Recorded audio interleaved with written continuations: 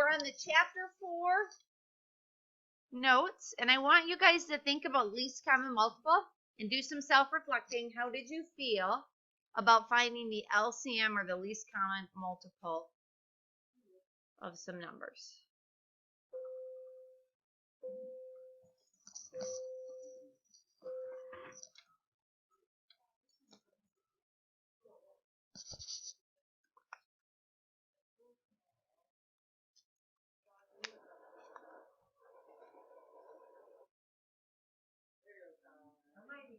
All right, and then once you guys are done, go ahead and put your pinkies in the air so I know when you're ready to move on.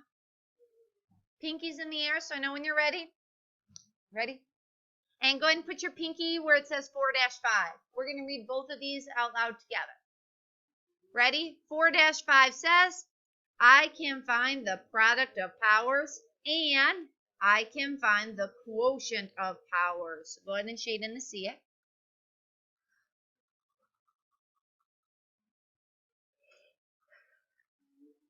One thing that I do want to point out when you get to these IXL lessons is these are actually under 8th grade. So for these IXL lessons, you're going to have to go under 8th grade.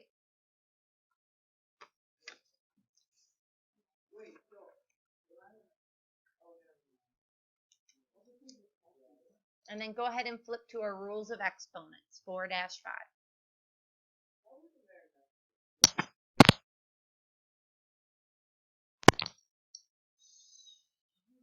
So flip to 4-5.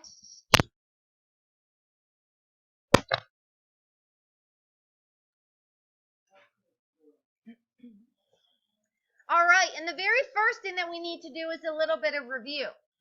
I want you guys to go ahead and label the power, the base, and the exponent of this right here. So try and remember which is the base, which is the exponent, which is the power. So take a look at this 3 to the 7th power.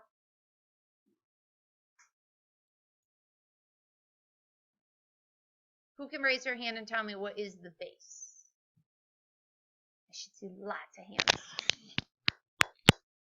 Very good. I'm going to draw an arrow from the word base to that number 3. That 3 right there is my base.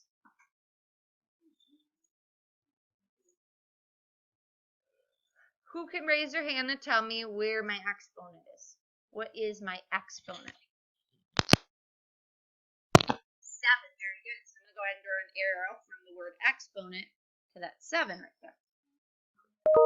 And then who can raise their hand and tell me what's the power?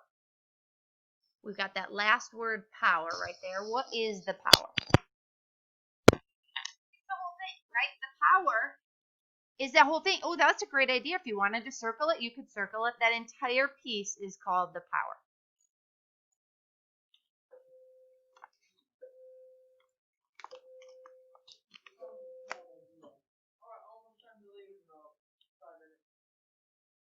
All right. We need to evaluate 2 to the 4th power. So if it tells us to evaluate, we actually have to solve this. We need to know what is 2 to the 4th power. What 2 to the 4th power means is I want to take my base 2 and multiply it by itself 4 times. So we're going to multiply 2 times 2 times 2 times 2.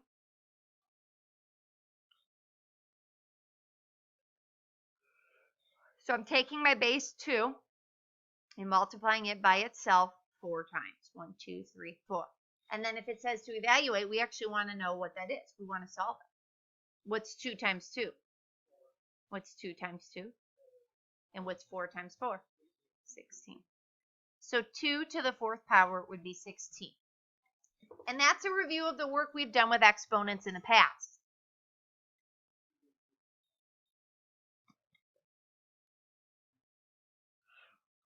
Go ahead and decode our first vocabulary word, product of powers. Go ahead and decode that for me, please.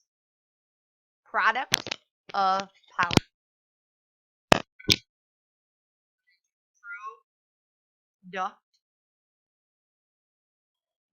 Product of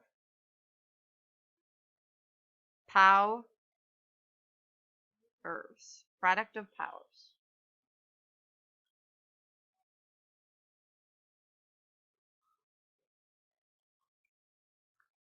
and we're going to practice saying that. So our first vocabulary word today is product of powers. What's the word, class? Product of powers. Let's try that one more time so I can hear this front table. Ready? Product of powers? Product of powers. All right. So we're going to actually do the example first.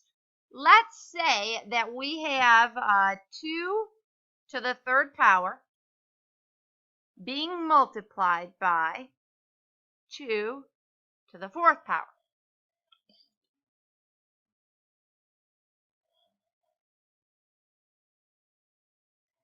If I have 2 to the 3rd power, that means I need to take my base 2 and multiply it by itself how many times? 3 times, right? So I'm going to go ahead and write 2 times 2 times 2. What I just wrote, I want you to write this down. This represents 2 to the 3rd power. What's up? Not yet. If I have 2 to the 4th power, that means I have to take my base 2 and multiply it by itself how many times? 4. So I'm going to go ahead and write 1, 2, 3, 4 2's. 2 times 2 times 2 times 2. And that represents 2 to the 4th power. And then do you see how in between them we had this multiplication symbol? So I'm going to bring down that multiplication right there. So this represents my 2 to the 3rd power. And then my 2 to the 4th power is represented over here. Altogether, how many 2's do we have? We got 7, right? We have 1, 2, 3, 4, 5, 6, 7. So, if I were applying the rule for product of powers, I would actually write that my answer is 2 to the 7th power. We don't actually have to evaluate it necessarily. We just want to know what's 2 to the 3rd power times 2 to the 7th power. Well, here we have 3 2's. Here we have 4 2's. And 3 plus 4 gives me 2 to the 7th power. What's up? Is that what it is? Nicely done. Good. Go ahead. Yep. You're exactly right. You're exactly right. That's going to be our definition. So, if you have 2 numbers or variables, they've got to have the same base. So go ahead and write your first bullet point, same base. You are exactly right. If they have the same base, you can just add, and I'm going to write that in all capitals, add the exponents. So if they have the same base, we want to add the exponents.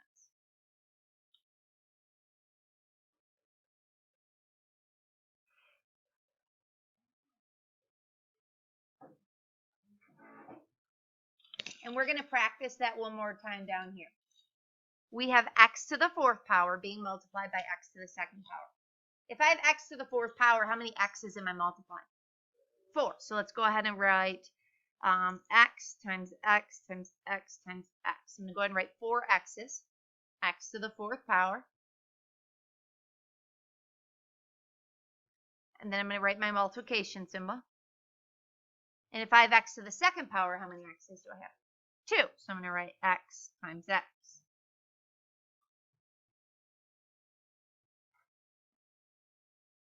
So altogether, how many x's do we have? 1, 2, 3, 4, 5, 6. So we get x to the 6th power. And that would be the answer that I'm going to write.